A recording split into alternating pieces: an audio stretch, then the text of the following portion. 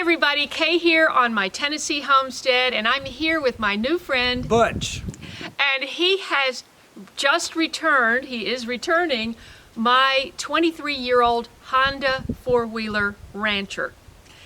And we're going to talk about how you keep an older model four-wheeler on the trail. So stay tuned. Did I say tune up or anything? You did great. Okay, I did great. I listened to everything you said, and it'll flow. It made sense. It did. Okay, good. Well, if you say so. You didn't spit and sputter and hem and haw. I try not to spit and sputter. You did good. All right. Yeah, they got so dark. It's hard for me to. No. It's so shiny. Look at that. This is so black. I never even noticed that before. Wow. All right. So tell me basically.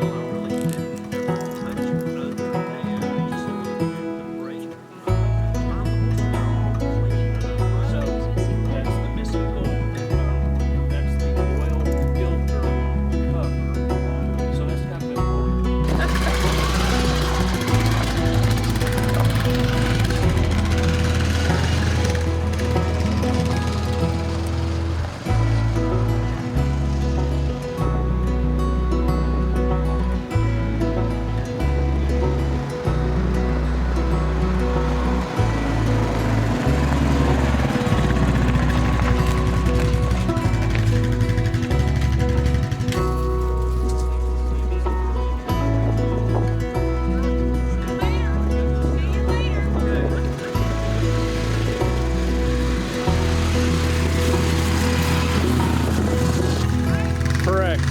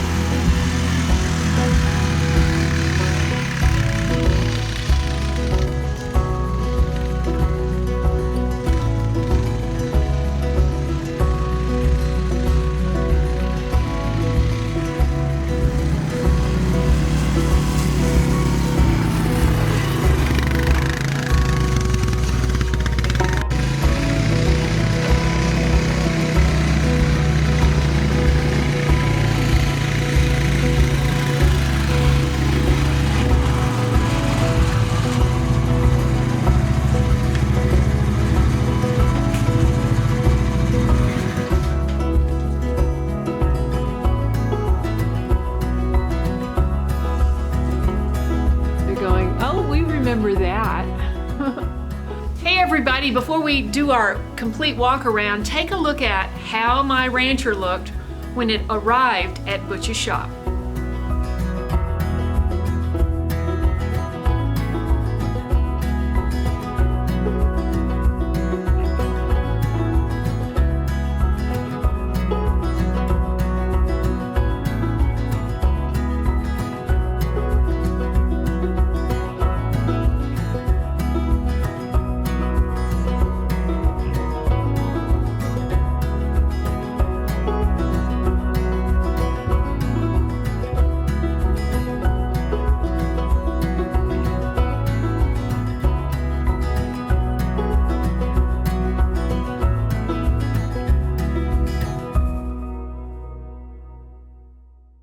Okay. Yeah. I took your Rancher to my house. Right.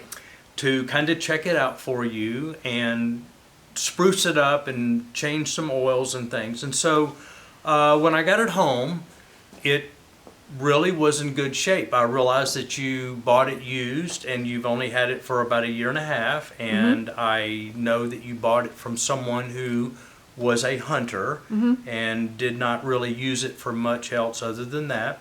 So overall, it's in really good shape. I think that you got a good deal, and I think that it's going to make a terrific ATV for you for years to come. That's fantastic. Okay.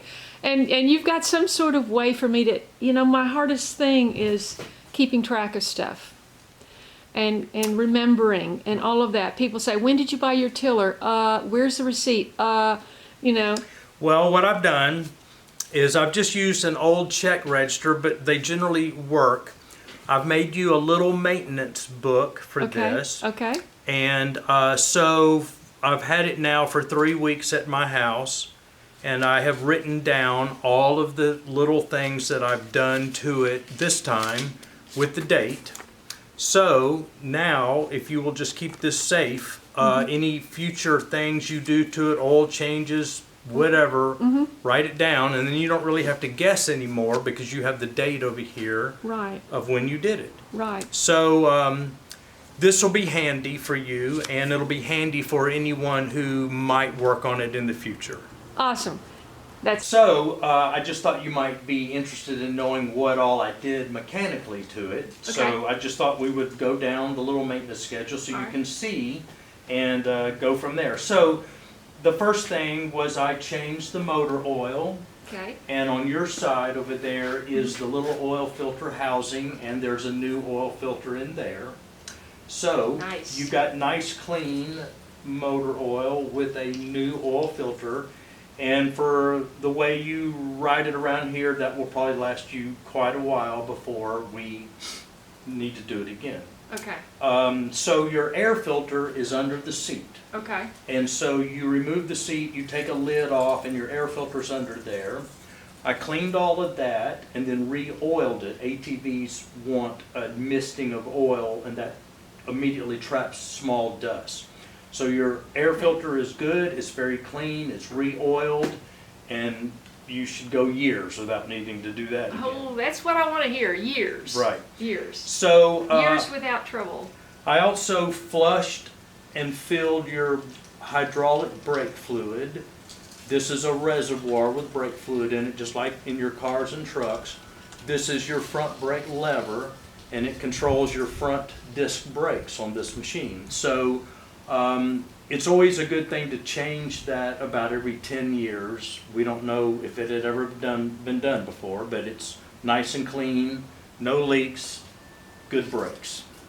So your ATV is actually a four-wheel drive Rancher. Okay. So, and that's probably why the Hunter had it. So you actually have a axle and differential on the front and the back. Okay. And so over time, those differentials will become contaminated with water or mud. So I drained those, flushed them, and then refilled them both with the correct gear oil. So those are nice and clean. I'm glad it was the correct one Correct. And it was, and not the wrong one no, you never want to fill your gear oil with the wrong. with the wrong oil. So anyhow, that's done. Good. And then I had to buy a few parts for you. While you're talking about the four-wheeler, just for my own edification, because no one ever explained any of that to me. Where do you, is it running four wheels all the time? Yes. Oh, okay. So you don't switch it from one to the other. Correct. The newer ones have a button Okay. where you can take it out. Okay. But this is a 2000 model, and they really didn't invent that until about 2003, 2004. Okay. So So I'm always in four-wheel you're drive. always in four-wheel drive, Good which to is know. keeping those differentials full of oil is important. Okay. So when I got it home, I noticed that you were missing your green neutral light for when your transmission's in neutral. Oh. So I ordered this Uh-huh. light and light bulb along with a missing bolt. And so now, when you are in neutral, Oh. you can see the green light. Oh, I never knew I was in neutral. It helps to know what gear you're in, Kaye. So now that works. That's awesome. Great. All right. So that's with this gear shift, you can now kind of. That's true of life. You know, I never know when I'm in neutral or I'm in gear. You know what I'm saying? Keep going. So anyhow, that's really all I did to it, other than just give it a super duper soapy bath.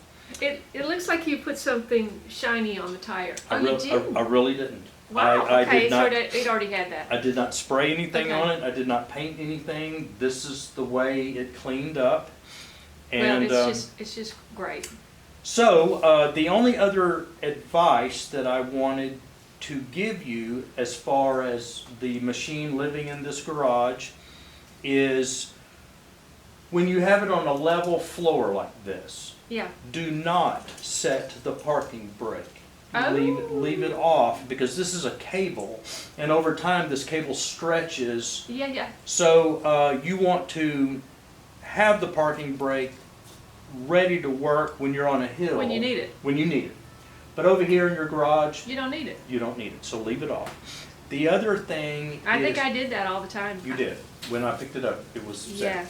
I filled it up with good, clean, fresh gasoline. I'm glad it's clean and fresh. And I poured a bottle of carburetor cleaner in this tank. Oh, nice. This is a 6-gallon tank. I didn't know that. One of the most important things about not only this four-wheeler, but even some of your other small machines, such as your rototillers and lawnmowers, is always use fresh gas Okay. as much as you can. Okay. You know, use it all summer, run the gas through it, but when you fill it back up, fill it up with fresh gas and try to maintain fresh gas in it. The machine will be happier, the spark plug will be happy, the carburetor will stay clean, and it's just good maintenance.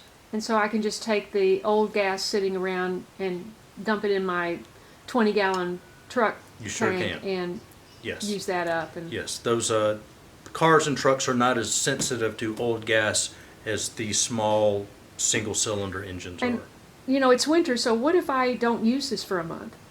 It's fine. I have put fresh gas in it just this past week, and I've also got a bottle of carburetor cleaner in there, which is cleaning your engine as you use it, but it's also stabilizing that gas until you use it more. But hopefully this summer you'll use it a lot in your yard and just burn this gas. And Well, irregardless of the gas, what if I don't even crank it over for a month? Or should I make a point of coming out and just starting it up? it won't hurt it. Now, these engines charge your battery when you use them, just like on your cars. So certainly using it as much as possible will keep your battery fully charged. But your battery's only a year old, and you are still probably good for another 2 years. So it'll be fine. And it's got clean motor oil in it, so you don't really have acids building up or grunge or just it's in great shape. And when you crank it up, should you let it warm up before you back it out? Just give it a minute. It doesn't really have a complicated cooling system. It's air cooled. When you'll have to use the choke when you first crank it, and sometimes you have to leave the choke on for a minute or two, and then you'll start seeing it kind of start to idle roughly, and that's when you turn the choke off, and it'll be good to go. What about that fuel switch? Okay, that's your fuel tank on-off valve. Probably storing it in the winter time for a long period of time, it would be a good idea to turn that off. That just relieves the gravity pressure from the gallons of gas that's in the gas tank, putting pressure on the carburetor. So you can turn that valve off, and if you forget and you crank the machine, it'll run for a few minutes and then it'll shut off because it's out of gas. So Because I've not turned it back on. correct. As you drive around, it's going to be cleaning its carburetor a while until this tank is empty. But what I'm telling you, for not only this but your other small engines, keep your gas fresh. If you don't use your gas over the course of a summer, pour it in a vehicle, let it run through that, and go get new gas for these small engines that you have. And this one is also, it's very important for this engine. Fresh, clean gas. And just the least expensive is fine? Fine. Okay. Yes, just Okay. regular unleaded. It's happy with that, and it runs fine. So let's see if there was anything else that I was going to suggest to you. These batteries, and I have four-wheelers, and I've had four-wheelers for years. These batteries, for some reason, only last 3 years. Okay. So do not become upset if 3 years from now it won't crank. Yeah. Yes, I got this last year. you can put a battery charger on it a couple of times, but pretty much after 3 years, you're gonna spend $90 and you're gonna get a new battery. And It's just the way it it's is. just the way it is. It's Okay. nothing that you've done wrong. Well, it's hard to get it, that bolt fastened. It is, but the good news is this is a maintenance-free battery, which is kind of now what they all come with. When you buy them, they're all maintenance-free. So the good news about this battery is you really don't need to get into it very often. It's just 3 years, it'll be toast. You'll come out here one day, it won't start. Yeah. You gotta go get another one. Yeah, so Okay. don't think that you left a key on or anything like that. And I guess the only other advice I would give you is, To drive it. yes, do drive it a lot, but don't leave it in your garage with the key in it. That's just too easy. I know. Okay. Okay. I didn't the first year, All right. and then I got lazy last year. Just it's too nice of a machine for somebody to just walk up here and drive off with it. Yeah, yeah. That's So- great advice. Thank you. Up and down, correct.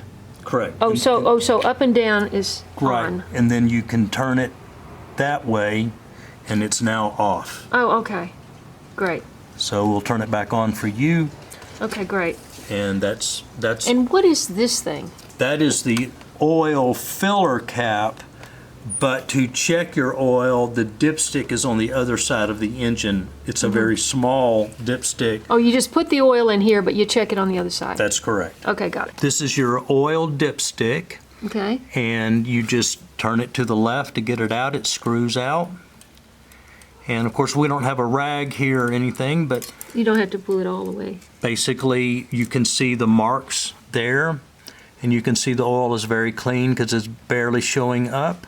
Wow. And okay. you just put it back in there and snug it back down. You don't have to use pliers or wrenches or anything. Okay. And right now it is clean and full. This is a cigarette lighter that you can put things in to charge things. You can put a portable air compressor in there. In our case, when we ride trails, we mount our GPS here and plug it in, and it works with your ignition switch. When the ignition is on, this has power. When you have the ignition off, this turns off so it doesn't drain your battery. And if you remember, I told you that your ATV is full-time four-wheel drive, so you have a differential in the front, on the front axle, just like you do on the back. And so I changed, I drained the oil that was in here, flushed it, and then this That's is, that gray part there. yes, and then this is the filler, and it's now full of clean gear oil, and no leaks, and And the springs and the brakes and all that sort of thing are okay? they're all okay. Wow. Fantastic. Thank you. Okay, how much do I owe you? You really don't owe me anything. I know. enjoyed it. Threw everything in your little maintenance book, and Okay. so I'm officially giving it to you. So keep it updated. Don't lose it first. Don't lose it. Keep it current, and you. This would be really great if I did want to sell it or something, they'd have this information. That's See, I very didn't nice. have any of that when I bought it. I know. When you first crank it and it's cold and maybe it's been sitting in the garage for several days, a couple of weeks, this is your choke, okay? And on some of these Hondas, as they get older, the choke won't stay up by itself, especially if the engine is beginning to idle, it'll sort of go down. Well, sometimes it goes down too soon. So you might have to hold it up while you're letting the machine warm up. And then as you start hearing it beginning to idle rough, you can go ahead and push it down and go ahead and push it all the way down. Okay. And then you should be good to go. And really these warm up quickly, and it doesn't need to sit in here and warm up for 10 minutes or anything like that. You're good to go Okay. once that process is over with. Great. I don't know if you know, but you have a little toolbox on this machine as well. Okay. And this is where, you maybe could put some rags or maybe some bug repellent. There is a trailer hitch in here that also fits this machine. So if ever you need to pull a little small utility trailer with this, your trailer hitch is in here. Oh, and- wait, and you really? Yes. Would I put my rake on that or no? No, the rake, I think with the design of your rake, it appears that your rake just has a pin that hooks. Yes, it's a into cotter this. pin. But Okay. if you're going to pull a small little trailer around, Oh, yeah, okay. you might have to screw that trailer, that ball into this. Well, I need a trailer, don't you think? Well, you do have a big place here, and I can imagine that it would be handy. So Yeah. yes. Well, if you see one anywhere, you keep an eye out, All okay? right. All right. Will do.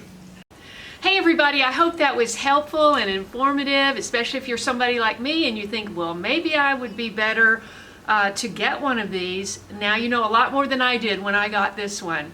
So I hope that's helpful. I hope you subscribe to my channel, click the bell for notifications, scroll down and click all so you won't miss anything right here on the homestead. Thank you so much, Butch. Okay, Kate. You're Good luck. You're a great friend. Thank you. God bless you. God bless you. Take care, everybody. See you in the next video. I've never even turned the lights on. So these are the high beams? No. That's high beam. Okay, That's low beam. okay. And then you have a red tail light back here. Oh, wonderful. I would assume that that would be on any time you put the brake on though, right? No, they don't have the newer ones do, but it does not have a brake light. It doesn't have a brake light? No. Okay. The newer ones do now. Even my Honda doesn't have a brake light. Wow. I am so happy. Thank you so much. You're awesome. Did anybody ever tell you that? How can you even lift that? How much does that thing weigh anyway?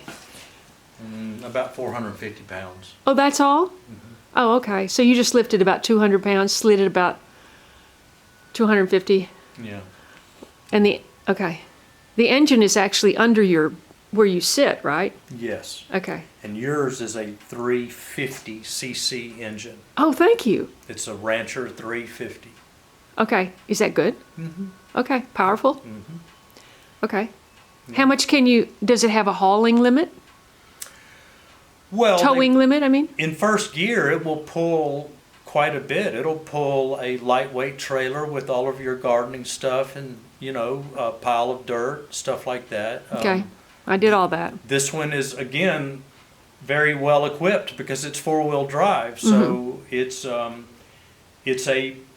designed for the homeowner, the rancher, and it's a very good utility four-wheeler, especially for what you do around here.